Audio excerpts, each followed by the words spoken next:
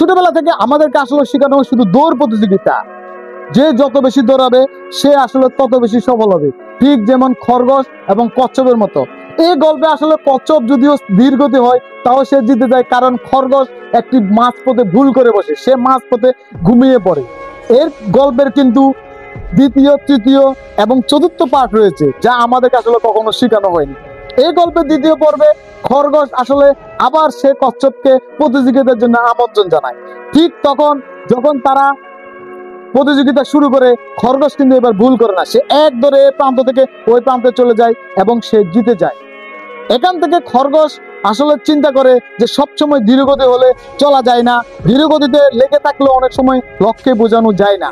সে এখান থেকে শিক্ষা গ্রহণ করে এবং সে তৃতীয়বারের মতো খরগোশকে আবারও প্রতিযোগিতার জন্য আমন্ত্রণ জানায়। এবার কিন্তু কচ্ছপ কিন্তু রোড ম্যাপ চেঞ্জ করে, সে তারপরে কিন্তু খরগোশকে ওই প্রতিযোগিতার জন্য আমন্ত্রণ জানিয়েছে।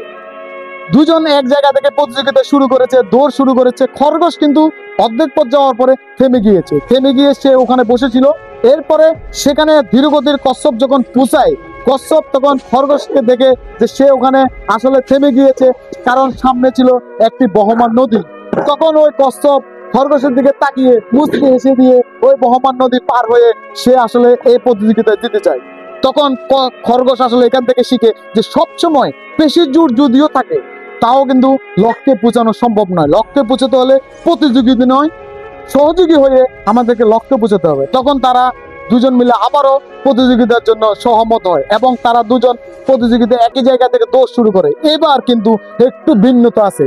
এবার প্রথম অর্ধেক খরগোশ ওই কচ্ছপকে তার পিঠে নিয়ে দৌড়ায় এবং যখন ওই নদী পর্যন্ত আসে তখন কচ্ছপ ওই খরগোশকে নিয়ে নদী পার হয়। এখান থেকে শেখা যায় যে ওরা দুইজন একই সাথে ওই লক্ষ্যে পৌঁছে যায় এবং লক্ষ্য অর্জন করে। তাহলে আমরা বুঝতে পারি যে আসলে সবসময় প্রতিযোগী নয়, সহযোগী হয়ে যদি আমরা একই সাথে সবাই লক্ষ্য অর্জন করতে পারি, সেখানে এই যে আনন্দ সেটা আসলে প্রতিযোগিতার মধ্যে নেই।